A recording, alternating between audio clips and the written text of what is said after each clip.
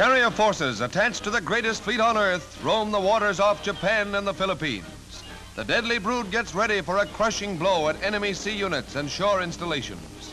Official Navy pictures show a deck load of death ready for delivery.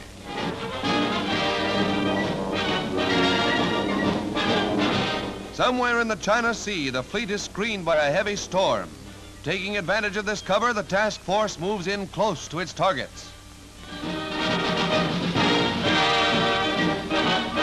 Once more, the bombers pound the Asiatic coast and Jap bases elsewhere, while another group strikes heavily at Jap shipping.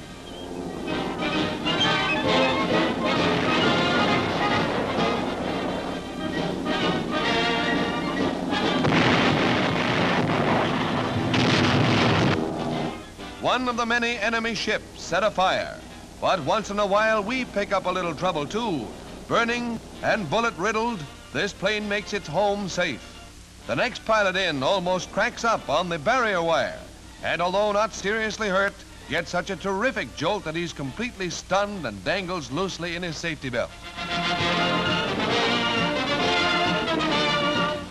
Such heroic action by our task forces is softening up Japan's Pacific defenses and getting set for the final blow at Tokyo itself.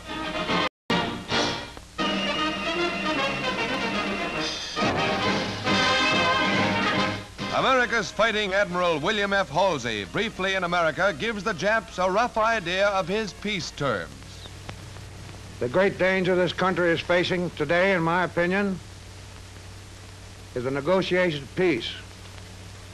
If we are foolish enough to accept negotiated peace from these beasts, it is being done because the parents of men out there now want to protect their sons. In doing that, they do not realize they're sentencing their grandsons for generations to come to death. Don't let them do it. At the moment, we are going ahead with our combined forces in the occupation of the Bonin Island of Iwo Jima. This island will furnish us with at least 3 airfields where we can put our medium bombers and our fighters for around-the-clock bombing of Tokyo. We only bomb military objectives, and the Imperial Palace is not a military objective.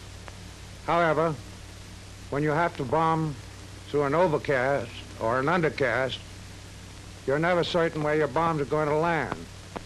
I hope that if one of them, by mistake, should land in the McCullough's Palace, that they don't get that white horse. I want to ride here.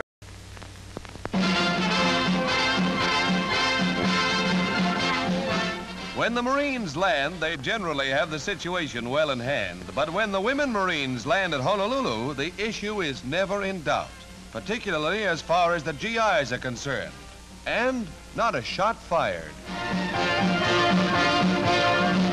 The contingent of 165 Lady Leathernecks, the first to go overseas, are shown in Marine Corps pictures as they arrive in Hawaii to free an equal number of Marines for combat duty.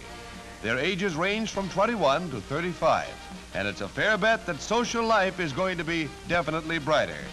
What say, soldiers?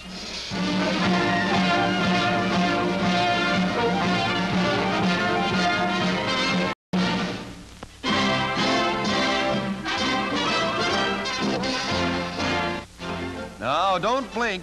This backed-up plane with its elevator controls in front of the cockpit and its motor in the rear and with its rudder on the wings really flies. The 1,200 horsepower engine pushes the craft along at a speed which the Army keeps a secret. At Wright Field, Ohio, the Ascender, as this Curtiss Wright experiment is known, is about to go through its paces. Extreme maneuverability and pilot visibility is claimed for the fighter model. Guns can be mounted without regard to motor. And now you see why the speed is kept mum. Aeronautical science has leaped another hurdle.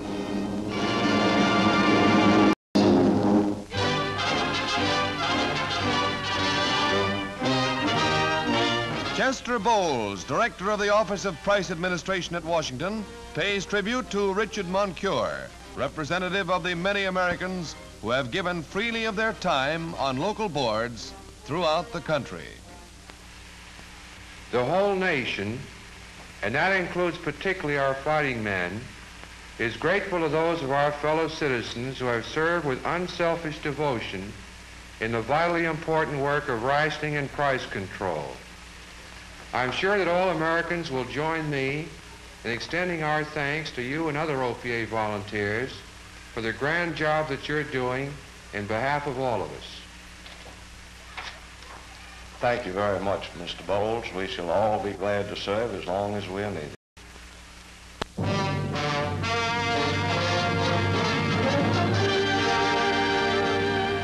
The Battle of the Philippines has spelled bad news for every Jap this side of his ancestors. In a brilliant maneuver, with our casualties surprisingly low, we paved the way to the landing on Iwo Jima, with that city of infamy, Tokyo, less than 750 miles away.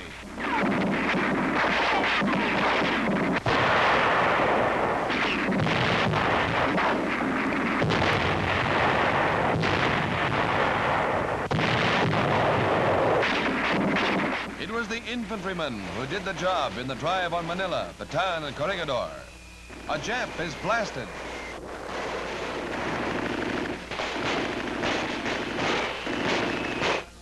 Nip tanks and other armored equipment took a beating too, along with their highly touted soldiers. Yes, Hirohito, that man is here again, and Manila is just a step on the way to Tokyo for General MacArthur.